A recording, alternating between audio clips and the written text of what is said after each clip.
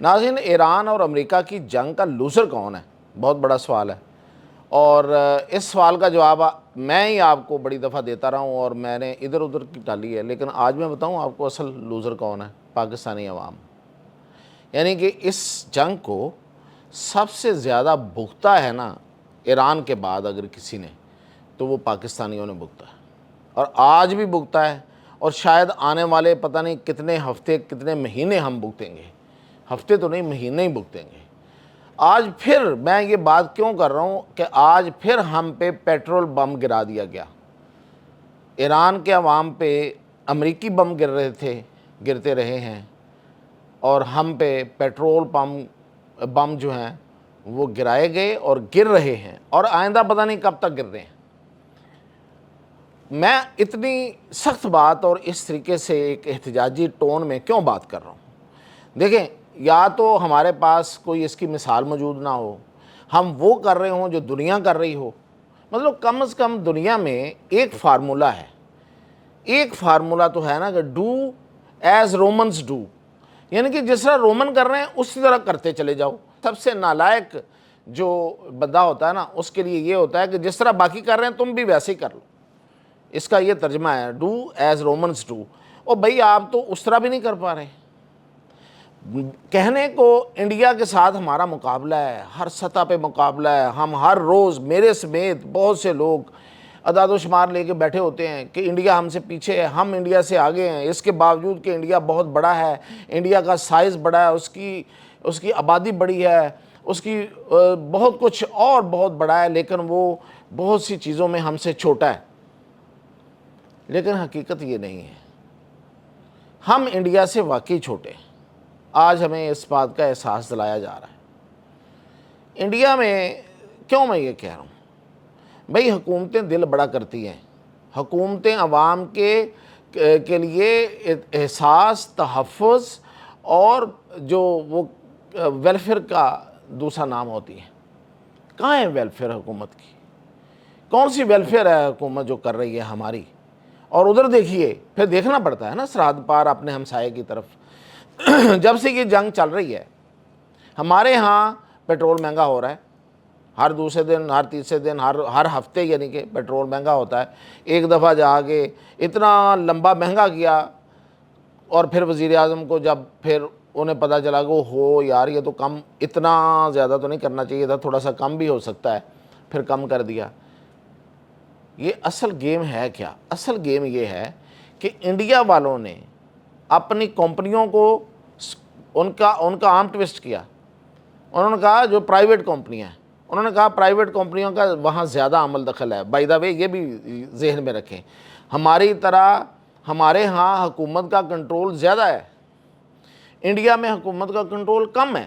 اس کے باوجود انہوں نے اپنی کمپنیوں کو، جو آئل کمپنیاں ہیں، ان کا آرم ٹوسٹ کیا، ان کا بازو مروڑا، اور انہوں نے کہا کہ آپ ہی ہیں جنہوں نے سال ہر سال کمائی کی ہے پیٹرول سے، اب آپ کی باری ہے، اب آپ قربانی دیں گے۔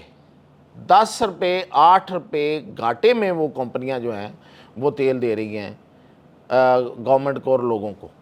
اور حکومت کیا کر رہی ہے وہاں پہ؟ میں اب آپ کو سیدھی سی بات بتاتا ہوں نا کہ حکومتیں کس طرح سے ایکٹ کرتی ہیں اور کس طرح وہ کر رہی ہے۔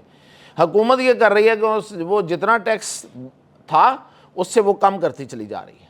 جیسے دیکھتی ہے کہ مارکیٹ میں قیمتیں بڑھ رہی ہیں، اس میں کوئی شک نہیں ہے، قیمت بھی بڑھ رہی ہے، اس پہ اخراجات بھی بڑھ رہے ہیں رستے بند ہونے کی وجہ سے، لیکن وہ اپنی جیب سے نکال کے عوام کو ریلیف دے دیتے ہیں۔ تو ہمارے جو حکومت ہے وہ اس کے بالکل الٹ چل رہی ہے۔ اس نے سوچا، اس کے ماہرین جو ہیں، یہ جو بابو بیٹھے ہوئے ہیں نا دفتروں میں، ٹھنڈے دفتروں میں، سرکار کے دیے ہوئے ٹھنڈے دفتروں میں بیٹھے ہوئے ہیں، ان کی ٹھنڈی گاڑیاں ہیں، بڑی بڑی گاڑیاں ہیں، ان میں وہ گھر جاتے ہیں، اور گھروں میں ان کے سارے یونٹ فری ہیں، اور ان کو بجلی بھی جو ہے وہ ان لمیٹڈ ہے، ان کا پیٹرول بھی گاڑیوں کا ان لمیٹڈ ہے، ان کی گاڑیاں بھی بڑی بڑی ہیں، ان کی ہر چیز جو ہے وہ حکومت کے ذمہ ہے، کھانا پینا، بچے، رہائش۔ وہ مطلب بڑا عجیب سا ایک جملہ آ رہا ہے، نہیں بولتا، پھر کہیں گے کہ یہ کتنا سخت بات کر دی۔ کیا ہیں یہ لوگ جو ہیں؟ انہوں نے مشورہ دیا ہوا ہے کہ بھئی this is the opportunity, this is golden opportunity کہ آپ اپنی جو IMF کا جو قرضہ ہے، جو IMF کا جو ڈیمانڈز ہیں وہ اس طرح سے پوری کر دیں. یعنی کہ IMF یہ کہتا ہے IMF کہ آپ ہر ہفتے اپنی جو لیوی ہے وہ بڑھاتے جائیں، نہیں کہتا. IMF نے بہت سے اور جگہیں بتائی ہوئی ہیں کہ وہاں سے ریونیو جنریٹ کریں اور ریونیو لے کے آئیں. کام کرنا نہیں ہے، کام نہیں کرنا، کام بابو کی موت ہے. پچھلے دنوں آپ نے دیکھا کہ ٹویٹر پہ اور بہت سے صحافیوں، سینئر صحافیوں نے ایک کیمپین شروع کی باقاعدہ، اور بتایا کہ کتنی بیکریز، کتنے ریسٹوران، کتنے بڑے بڑے جو کاروباری یونٹس ہیں وہ ٹیکس بچاتے ہیں اور وہ ٹیکس نیٹ میں نہیں ہیں. تو وہ اگر یہ صحافی جو ہیں یہ چلتے پھرتے یہ چیزیں آپ کو ڈھونڈ کے دے سکتے ہیں، تو جن کا کام یہ ہے انہیں نہیں ڈھونڈنا، نہ انہوں نے لوگوں کو ٹیکس نیٹ میں لانا ہے، نہ وہاں سے ٹیکس کولیکٹ ہونا ہے، اور نہ ہم جیسے غریب لوگوں کی جان چھوٹنی ہے. آسان طریقہ ہے کہ آپ نے تو پٹرول ڈلوانا ہی ڈلوانا ہے بھائی، کیونکہ آپ کی گاڑی نہیں چلے گی پٹرول کے بغیر. تو اس پٹرول کے 1 لیٹر پہ ٹیکس بڑھاتے جاؤ، ان کو کھینچتے جاؤ جب تک یہ مر نہ جائیں یہ عوام. تو یہ انہوں نے طریقہ کار بتایا ہوا ہے، اور اس پہ یہ حکومت عمل درآمد کر رہی ہے. کس چیز کی حکومت ہے یہ؟ ویسے اس حکومت سے میں آج اس بات کا اعتراف کر رہا ہوں کہ مجھے پہلے دن سے ان سے کوئی توقع نہیں تھی کہ یہ کوئی حکومت ہے، یا ان میں کوئی صلاحیت ہے کہ یہ حکومت کر سکے، یہ عوام کے لیے کوئی بینیفیشل بن سکیں، کوئی ویلفیئر کر سکیں. حکومت اسی چیز کا نام ہے. اگر تو آپ نے جو آیا اس کو آگے پارسل کر دینا ہے تو یہ حکومت تو نہیں ہے نا. پھر تو حکومت تو ویسے بھی نہیں ہے. اب میں ادھر نہیں آتا، وہ جو لوگ فارم و شام مختلف فارم کی طرف چل پڑتے ہیں، بات تو وہ اب صحیح نظر آ رہی ہے. اگر آپ وہ کسی اور فارم پہ ہوتے تو آپ بہتر فارم میں ہوتے، آپ اچھا پرفارم کر رہے ہوتے، کیونکہ آپ کو احساس ہوتا کہ ہاں آپ اچھے فارم سے آئے ہیں تو آپ اچھا پرفارم کریں. جب آپ کسی اور فارم پہ آئے ہیں تو آپ وہی پرفارم کریں گے کہ جس پہ آپ کو تو پرواہ کوئی نہیں ہے، تہاڑی تو اتنے گل ہو گئی سی. تو آپ تو اس طرح سے آئے ہیں، یعنی کہ آپ پیراشوٹ سے آئے ہیں، آپ نیچے سے اوپر نہیں گئے ہیں. اب کیا بتاؤں یار، مطلب کیا کہوں. یہ دکھ ہے، میرا نہیں ہے، میں سب کا دکھ بیان کر رہا ہوں. دیکھیے ابھی جا کے پیٹرول پمپس پہ جا کے کہ لوگوں کی کیا حالت ہے.